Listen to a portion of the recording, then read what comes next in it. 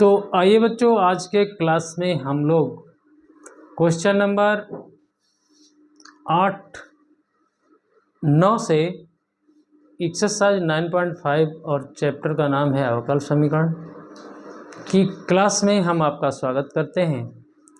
तो आप वीडियो को अंत तक देखेंगे तो आपके पूरी बात समझ में आएगी।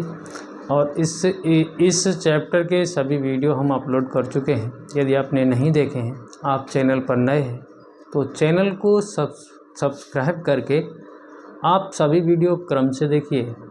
और इस चैप्टर को पढ़ने के लिए, अच्छा करने के लिए आप अवकलन और समाकलन के सभी वीडियो क्रम से प्लेलिस्ट पर जाकर, हमारे चैनल की प्लेलिस्ट पर जाकर एक क्रम वाइज देखते जाइए। सभी सूत्र मिलेंगे, सभी सवाल लगे हुए मिलेंगे और बिल्कुल साधारण भाषा में हमने समझाने का प्रयास किया है, तो ज़रूर देखेंगे, ऐसी हमारी आशा है। तो क्वेश्चन नंबर 9 और प्रथम कोटि के रैखिक अवकल समीकरण को हम लोग हल कर रहे हैं। बड़ा ही सिंपल भाषा में हम लोग हल करेंगे, आप देखेंगे तो आपके हमारा समझाया हुआ सवाल निश्चित रूप से समझ में आ जाएगा। लेकिन भाई देखोगे तब तो। चलिए देखते हैं। तो क्वेश्चन हमारा इस प्रकार से लिखा है। वैसे तो हमें पता है ये रैखिक अवकल समीकरण है। यदि आपको एकदम डायरेक्ट ये सवाल दे दिया जाए और आपको नहीं पता हो कहाँ से आया है कहाँ से नहीं आया, तो फिर आपको सिस्टम से समझना है, प्रैक्टिस को करना है। गणित बिना प्रैक्टिस के आता नहीं है। अच्छी प्रैक्टिस होगी, तुरंत आपके एकदम दिमाग में बैठ जाएगा कि कहाँ से ये कैसे सवाल दिया गया, कैसे लगाना है। तो नो टेंशन होके पढ़िए और समय बहुत कम है। तो आइए हम आपको समझाने का प्रयास करते हैं। तो देखिए, पहली बात तो ये है कि रैखिक अवकल समीकरण कुछ इस प्रकार से होता है। dy/dx plus py equal to Q. और भैया ये p और q ये अचर होता है, अचर, या फिर ये x के फंक्शन होते हैं, x के फंक्शन, ठीक है। इसी प्रकार से ये भैया dx/dy ऐसा भी हो सकता था।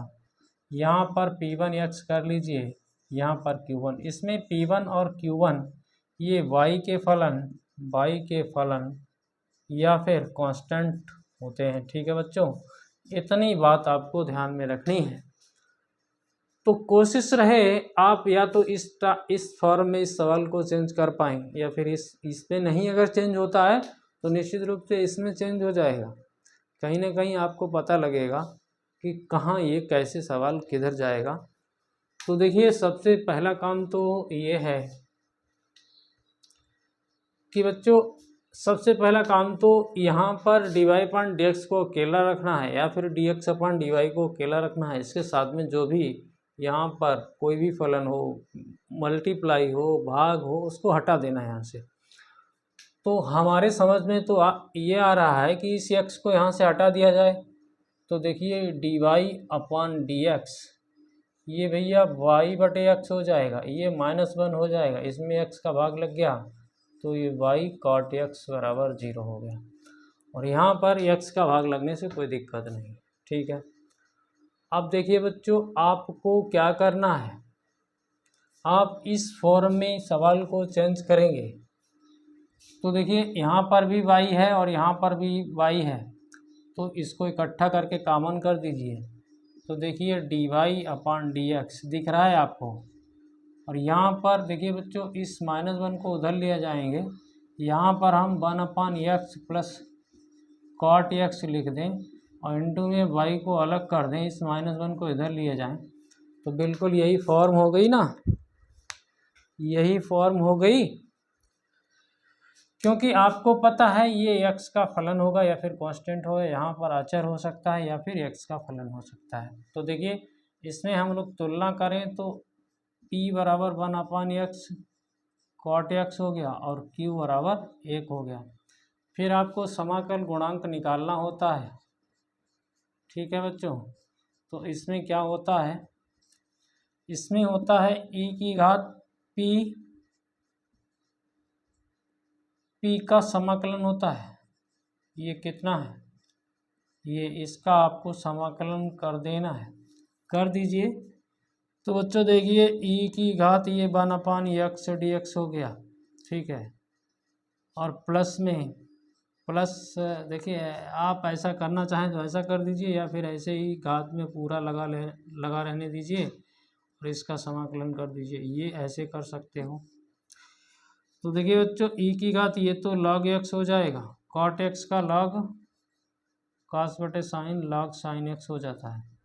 थोड़ा और अगर इसको सिस्टम से लिखें तो ये x साइन x हो गया, और थोड़ा सिस्टम से लिखें तो ये x साइन x बचा है। ठीक है, इतना समझ गए। अब आपको व्यापक हल लिख देना है। तो व्यापक हल कैसे लिखते हैं? y इंटू इंटीग्रेशन फैक्टर तो यही है ना, तो ये हो गया x साइन x। ठीक है, यहाँ पर q into integration factor, q की जगह तो 1 है तो integration factor x sine x dx हो गया। ठीक है, प्लस एक कांस्टेंट जोड़ देना है, तो जोड़ दिया हमने कांस्टेंट। अब करना है समाकलन। तो बच्चों इसको फर्स्ट मानिए और इसको सेकंड मानिए, आपका काम सरल हो जाएगा। By x sine x, first फलन जो कहते हैं साइन एक्स का समाकलन minus cos x, minus first का अवकलन 1 हो जाएगा, साइन एक्स का समाकलन माइनस कॉस एक्स हो जाएगा, माइनस कॉस एक्स मतलब यहाँ पर प्लस हो जाएगा, यहाँ cos x into D x plus constant तो जुड़ा चल ही रहा। तो बाई एक्स साइन एक्स ये हो गया, माइनस एक्स कॉस एक्स ये हो गया, कॉस एक्स का समाकलन साइन एक्स होता है। बच्चों इसका तो काम तमाम हो गया, ये हो गया। अब आपका इरादा जो हो वो कर सकते हो, वैसे तो यही आंसर होना चाहिए। तो देख लेते हैं।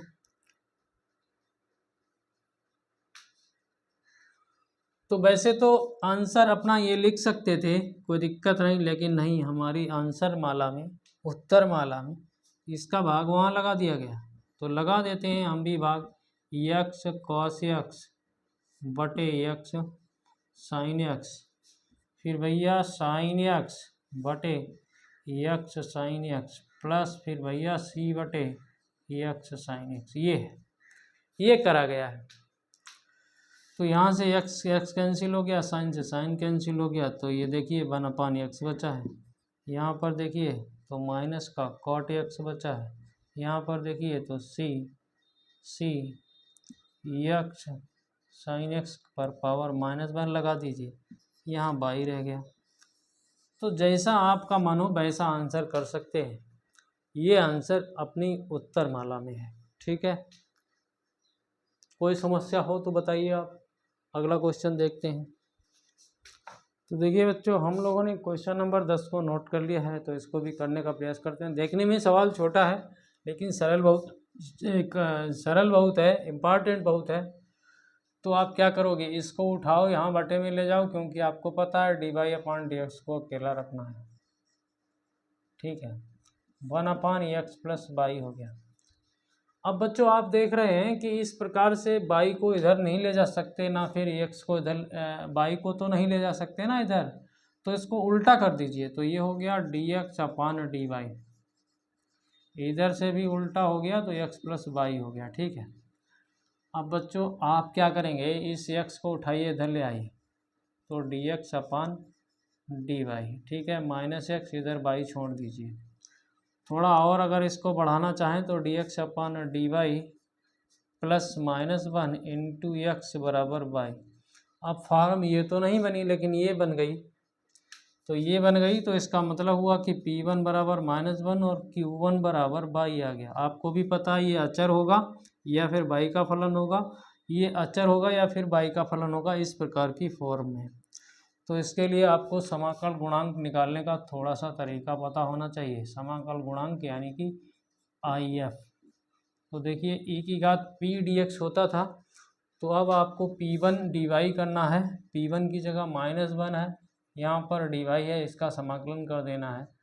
तो बच्चों कोई दिक्कत नहीं, माइनस यहाँ पर 1 dy हो गया, तो बच्चों e की घात माइनस यहाँ पर y आ जाएगा, तो ये e की घात -y आ गया। कोई दिक्कत है क्या? नहीं।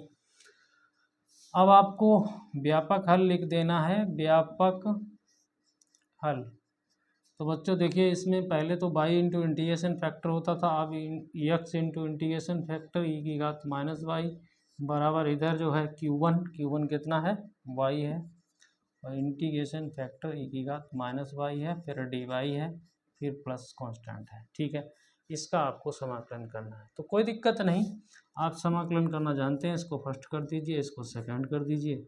तो फर्स्ट फलन ज्यों का त्यों, सेकंड का समाकलन ई की घात माइनस वाई, और माइनस और आ जाएगा, यहाँ पर माइनस आएगा। फर्स्ट का अवकलन करेंगे तो ये 1 हो जाएगा, फिर ई की घात माइनस वाई का ई की घात माइनस वाई बटे -1, यहाँ +1 कर दीजिए, इंटू डी वाई कर दीजिए, प्लस कांस्टेंट कर दीजिए। तो देखिए ये माइनस ई की घात माइनस वाई, फिर इसका फिर से करोगे तो ई की घात माइनस वाई प्लस कांस्टेंट इधर से एक्स इंटू ई की घात माइनस वाई हो गया। तो बच्चों कोई दिक्कत नहीं, यहाँ पर भी ई की घात माइनस वाई कर लो, और यहाँ पर भी ई की घात माइनस वाई। तो देखिए ई की घात माइनस वाई, ई की घात माइनस वाई, ई की घात माइनस वाई, ई की घात माइनस, हटा दीजिए इसको। तो ये एक्स हो गया, यहाँ पर माइनस वाई बचा है, यहाँ पर -1 बचा है, यहाँ पर सी ई की घात वाई बचा है। तो बच्चों अपना आंसर तो यही होना चाहिए, अगर नहीं है तो थोड़ा बहुत और इधर उधर बढ़ा सकते हो। तो देख लेते हैं इसका उत्तर।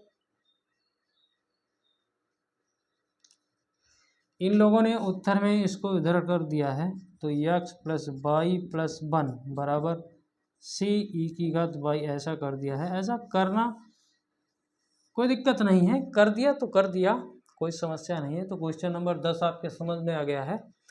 तो देखिए हम लोग क्वेश्चन नंबर 11 को भी करने जा रहे हैं, लेकिन ये 9-10 तो समझिए आप पहले।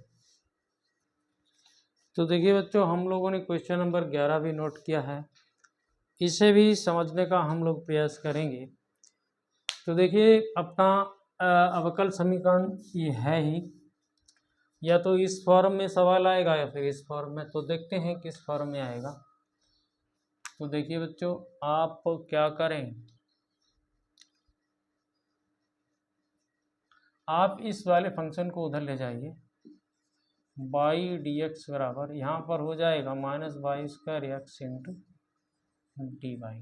इसको उठा के यहाँ ले आइए, तो वाई डी एक्स अपान डी वाई हो गया। यहाँ पर आपके पास y² -x बचा, इसको उठा के यहाँ ले आइए, तो डी एक्स अपान डी वाई हो गया। तो ये तो y बचा है, क्योंकि y का भाग लगेगा, ये x बटे y है। तो अब देखिए आप क्या करोगे, इस वाले टर्म को इधर ले आइए, तो डी एक्स अपान डी वाई हो गया, plus 1 upon y into x बराबर वाई। आपका काम बन गया। देखिए ये वाई का फलन है और ये भी वाई का फलन है, फॉर्म आपकी ये वाली हो गई। तो यहाँ से हम लोग अगर तुलना करें तो P1 बराबर 1 अपान वाई है और Q1 बराबर वाई है। तो समाकल गुणांक निकालें तो बच्चों क्या हो जाएगा, तो देखिए ई की घात 1 अपान वाई डी वाई, इसका समाकलन करना है तो कर दीजिए, ई की घात log वाई हो गया। आप कंप्लीट रूप से इसको वाई कह सकते हो। फिर आपको व्यापक हल लिख देना है, व्यापक हल लिख देना है, तो x into integration factor Y आ गया है। फिर बच्चों यहाँ पर देखिए वो q कितना आया था, y आया था, और इंटीग्रेशन फैक्टर भी y आया है, into D Y plus constant. तो इधर से तो एक्स वाई हो गया, इधर y² का समाकलन y की घात 3 बटे 3 प्लस कांस्टेंट। ठीक है बच्चों, तो आपका इरादा हो तो यही रखें,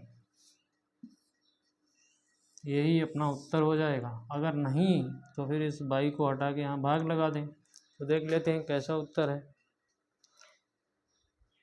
हाँ, इन्होंने